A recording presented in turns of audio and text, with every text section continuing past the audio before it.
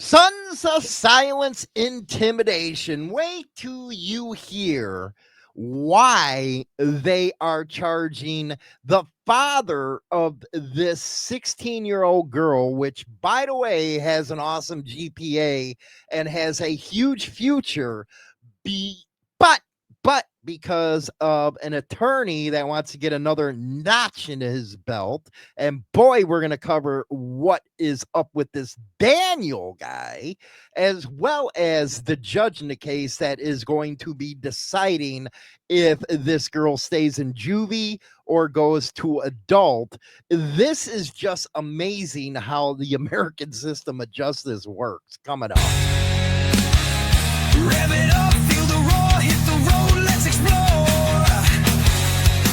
Insane Throttle bringing news by James Hollywood Mason Carey. Engine scream, we ride free. Truth and grit for you and me. From the streets to your screen. Back the news, the real scene. Okay, let me ask you a question. I'm going to give you a scenario here. Let's say you're in a motorcycle club that the government has a hard on for you, and they will do anything and everything to get you, including using your daughter or your son against you. Now, that's about what's going on in this case. And I really feel sorry for the teenager in this one, because the government is trying to use the full weight of their office to say that this young girl has ties to the Sons of Silence, a gang in their eyes, even though that there is no direct evidence of involvement on her part with the Sons of Silence. Again, let me put that out there. They have nothing, nada, other than her stepfather is a member of the Sons of Silence. Can you imagine being a 16-year-old in the middle of something like this, which is traumatic for all sides? I got to say, it's traumatic for everybody. But to have the added crap put on you where they're going to want to try your case tied to the Sons of Silence. And one of the things that was really hilarious to me was this district attorney, if you will, if you want to call him one. He's a putz. Anyway, says, well, all these people showed up in club colors. That's intimidating right there. What about when you cops show up in mass? When, say, one of your fellow officers got hurt and then they're trying a guy for hurting them and you all show up en masse. Can I say that's intimidation too? But when you go and say that these guys were trying to intimidate witnesses, you really are a schluck. Here is my scenario. Say you're riding down the road and you stop to pull over for a friend that has fallen behind. We do it all the time. You might catch a traffic light or something, and next thing you know, you have to pull over and wait for everybody to catch up to you. Well, this happened in this case because it's not only the 16-year-old that is facing charges, but her stepfather and others, because they claim it's witness intimidation. Anyway, they pull over, or he pulls over. He's waiting for a guy to pass up. And this is a small town, I guess. There's probably more freaking cows or steers or whatever you raise out there in Wyoming than there are people. So you're going to be in a vicinity of, if everybody knows each other or if something went down, yes, you're going to you stop in front of somebody's place on the side of the road, being that small, it could look something bad, but it ain't. But you only stop for 5 minutes, 5 minutes to wait for that person. Next thing you know, you're being charged with witness intimidation. Yes, that is our freaking laws right now in this country, or how people interpret that, because a guy might have been wearing a patch. Now, let's go on here. We got to go on here. I'm going to show you this. Let me put this up on video there. Sweetwater now. This was the article put out. Man faces 10 years for allegedly attempting to intimidate shooting victim. It goes down and says Eddie Michael Smith, 23, charged intimidating or impeding jurors. Then James King, 49, of Rock Springs, same thing, charged with that. But you go down a little bit into the article.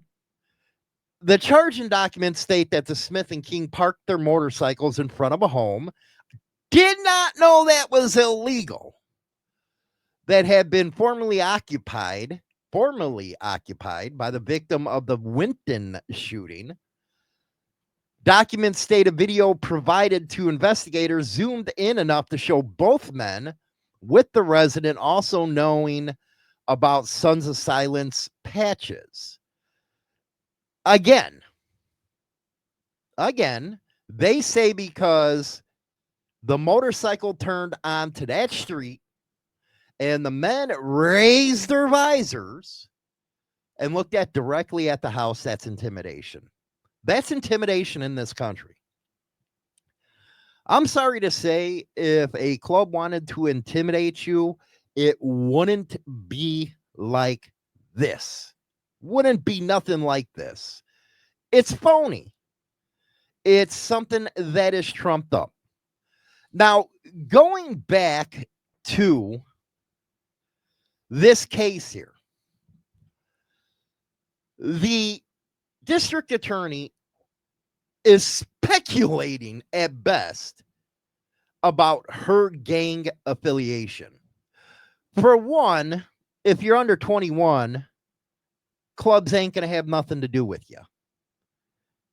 And two, if you know the Sons of Silence, which, is a diamond club, a 1%er club, women have no say, no involvement whatsoever with club business. So her only crime there is being the stepdaughter of a member. But they specifically brought this up to keep her out of juvenile court. Like there's some kind of public reason, safety deal that she has to be pushed up as an adult because she has gang affiliations. Where is your proof besides her stepdad being in a motorcycle club? Where's your proof that she has gang ties? Why? Because she was supported by family? Just like if one of your capos were hurt, you'd have a whole freaking courtroom full of cops. So you can't use that, Attorney Dan. Yo. You just can't. I'd bust you up in an argument like that. Where is your proof? Show it. Where's the receipts that she's a part of that club? Now, you're going to talk about texts, okay? Let's just put it out there. 16 years old, and something really bad happened. The adrenaline pumped up. It was bravado. It's not genuine intent that it was going to happen like that. And doesn't Wyoming have a stand your ground law? Here she saw her boyfriend in a fight with two, not one-on-one, but two people. And your ground law allows reasonable force, and she didn't go for kill shots. It allows reasonable force to be used in defense of herself and others that she felt would be in danger. Now, Attorney Daniel has a hard-on in this case. And there's two reasons he has a hard-on. One, he sees an avenue into the Sons of Silence to take them down because they're the only major club there. The strongest one survived. So you think you can go in and grab at that case? Bring them down. Let's use the daughter. What kind of putz move is that to go after the daughter to get a notch on your belt? But what's more disturbing is the judge in this case, okay? Robinson. Now, Attorney Daniel, and if you don't know why I'm not using his last name, it's because I can't pronounce the damn thing. How Wyoming is that? Can't even pronounce it. Robinson, in this case, is the judge. In a previous case, and this is where this matters big time, he asked for this judge's removal, the one that's going to be hearing the motion on keeping this or bringing this down to juvenile court. Asked for her recusal because he didn't like one of her rulings. She didn't agree to a plea deal between a defense and the prosecution, and that's in the Ekstrom case. So what's going to happen here if she says, no, we need to send her down the juvenile? He is going to throw a hissy fit and cause this judge more issues. Which, by the way, she's only got a 67% grade scale, if you will. That's like almost flunking in my time. So this kid is really up against the wall. Now, as I dug deeper into this business, I'm going to bring this one up, and that's what I was just talking about here. There is Baldy, and there's the judge. Oh, my God. Would you want to be judged by somebody like that? My God, she looks like somebody from Harry Potter. What is that, Snipe or whatever he was called? She looks mean. Looks mean, but look at him. Big old ball head. Ugly person, man. Always smiling and stuff like that. I'm surprised you don't have a cowboy hat on. But look at her on the right, guys. My God, you imagine walking in front of that? Your ass is roasted. Anyway, this was from September 17, 2020, from what I was talking about here. He filed the motion for a hearing to have the 3rd District Judge, Judge Susanna Robinson, Snipe as I call her, disqualified from a case. Now, I guess that they reached a plea agreement to drop 2nd and 3rd counts in exchange for a guilty plea. And part of the agreement would require Ekstrom to spend 48 years in prison. That's when the judge said, nope, don't want it. And then this guy started arguing separation of power. Aren't you all about, part of the judicial branch? At least that's what I hear all the time, especially when they're going after Trump. Anyway,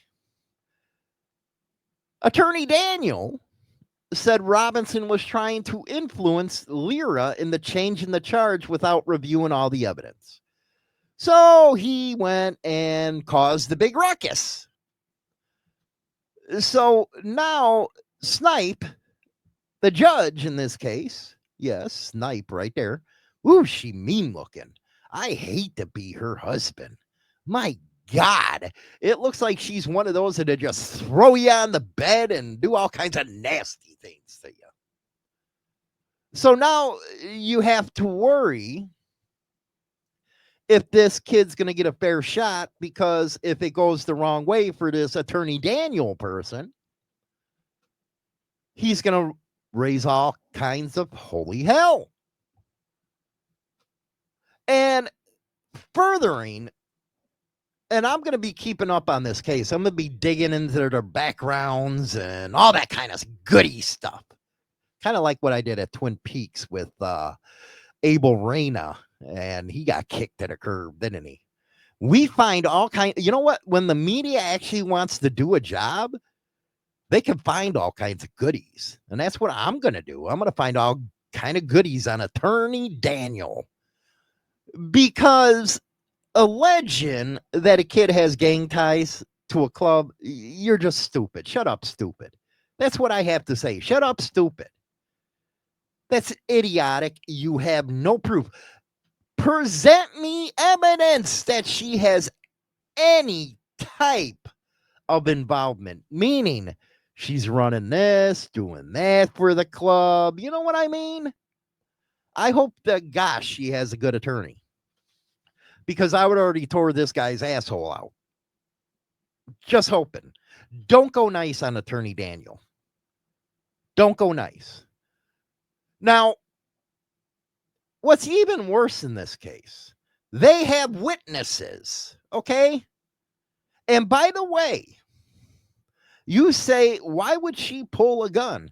I guess where this happened, the pit, as they call it, is a very dangerous place. It had incidences after incidences of violence happening. So, yeah, she's going to pull a freaking gun, because you do have a stand your ground law in order to help her boyfriend. Now, the witnesses that they got, I couldn't believe this one. The witnesses they got, let's go to that one. Let's add that to the stage. Investigators interviewed two females, two from the bonfire. Now, they went through, and I wonder who the witnesses are, because they don't say their relationship with the victims, by the way. It could have been their girlfriends. You know what I mean? So they're going to say some things to protect their boyfriends.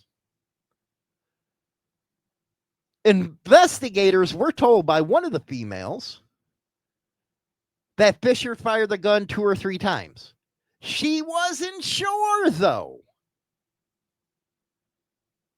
How credible is that witness right there? You don't know how many gunshots there were? You were right there. It's not easy. It's not hard to count the shots. 1, 2, 3. But because your adrenaline was way up, you couldn't remember. Boy, are you freaking ripe for a cross defense. Yes, those witnesses are ripe. If I was her attorney on that stand, I'd be ripping them up. Ripping them up. Because you have a person's life here on the line that is unfairly being targeted, in my opinion. So you got to do, and especially when you have an I wonder if this Attorney Daniel has an reactive libido or something. I don't know, man, but when I seen Judge Snipe here, woo, my God, is that scary? So it's a chaotic environment that this kid was in. And it has again, a history of being violent there. Now, the context of the threat. You know what? I'll just use that in another video. We're going to keep on going with this one. What I can say is Jepson filings suggests Fisher acted in the heat of the moment, believing her boyfriend's life was in danger during a fight with two larger, stronger men. One victim reportedly bragged about carrying firearms. That's something they didn't tell you in the paper.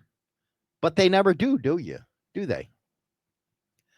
So we got a lot of stuff coming up. Insane Throttle's going to be continuing with this, and we're going to see it from start to ending. But to say that the Sons of Silence members intimidated witnesses, give me a break. Come on, really, give me a break.